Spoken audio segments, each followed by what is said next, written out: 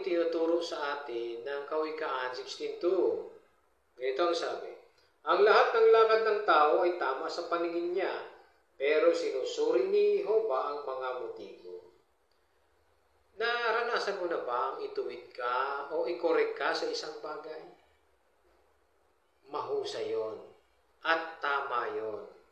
Kagaya na sinasabi ng Biblia, lahat tayo ay nangangailangan ng pagtutuwid at gabay. Tanggapin mo ang pagtutuwid. Hindi madali ito kasi hindi tayo perfect. Pero sino ang makikinabang kapag itinutuwid tayo? Di ba tayo mismo? Nagiging may gulang tayo. Pero asahan natin na lagi tayong nagkakamali. Gusto ng Diyos na Jehovah na gabayan tayo at itinutuwid. Yan ang itinuturo ng Biblia.